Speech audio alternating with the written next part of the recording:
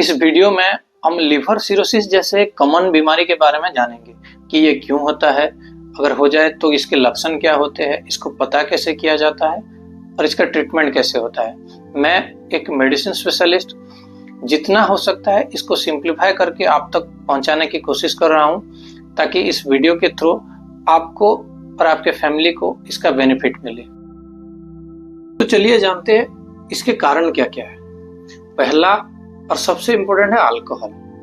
जो लोग daily basis पे शराब पीते हैं वो सालों दर साल लिवर अपना खराब होते जाता है और अंत में लिवर का जो आर्किटेक्चर है, जो स्ट्रक्चर है, वो भी बिगड़ के सिरोसिस बन जाता है।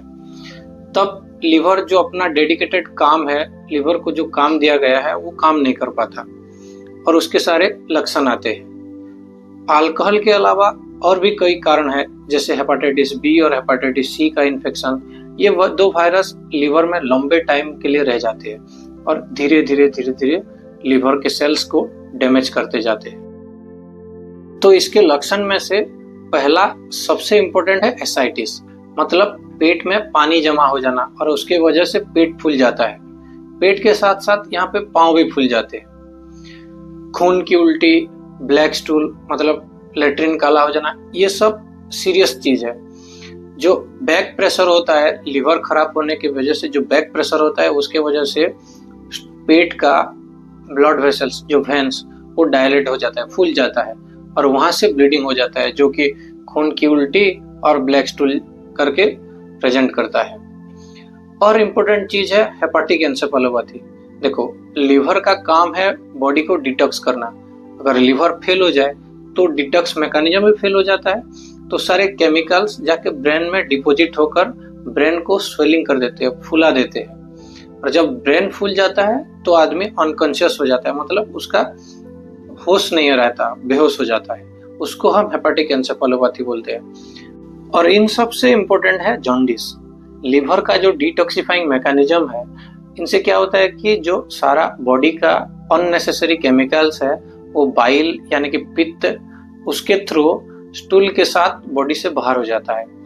जब लिवर फेल हो जाता है तो बाइल यानी कि पित्त बॉडी से बाहर नहीं हो पाता और वो बॉडी के डिफरेंट पार्ट्स में जमा होना शुरू होता है, जैसे कि आंख में जमा होता है, स्किन में स्किन येलो पड़ जाता है और इसको हम जॉन्डिस बोलते हैं। इसका और एक लाइफ थ्रेटनिंग कंडीशन है कोआगुलोपैथी। देखो, ब्लड क्लॉटिंग मैकेनिज्म में जितने सारे प्रोटीन्स की जरूरत पड़ता है, उनमें से कई सारे लिवर पे ही बनते हैं। अगर लिवर ही खराब है तो वो सब प्रोटीन बन नहीं पाते, तो ब्लड क्लॉटिंग मैकेनिज्म में डिफेक्ट होता है और बॉडी में कई सारे जगहों पर ब्लीडिंग होता है, जैसे कि स्किन के नीचे लाल स्पॉट, रेड स्पॉट होता है।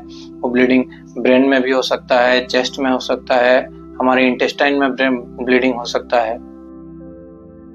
इनमें से अगर कोई भी सिम्टम्स है तो आपको सिरोसिस होने का चांसेस हो सकता है। तो इसके लिए आपको दो प्रकार के टेस्ट करने पड़ते हैं, जैसे कि एक कंफर्म करने के लिए डायग्नोसिस को, दूसरा उसके रिलेटेड सिम्टम्स को जानने के लिए।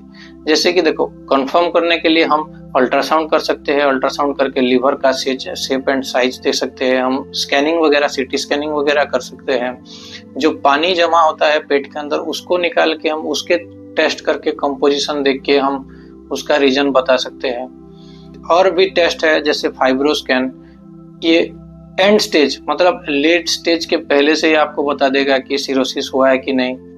और पूरा कंफर्म करने के लिए हमको बायोप्सी करना पड़ता है, जो कि इन्वेसिव है। हमको एक सुई को पेट में निकाल कर लिवर का कुछ हिस्सा लाके हमको माइक्रोस्कोप के अंदर देख के कंफर्म करना पड़ता है।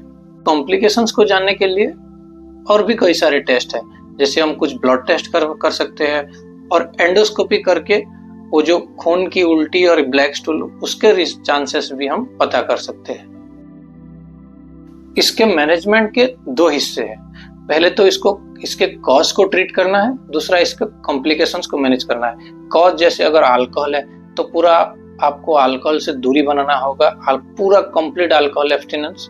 अगर इसका कॉज हेपेटाइटिस बी इन्फेक्शन, सी इन्फेक्शन है तो उसके लिए आपको मेडिसिन लेना पड़ेगा।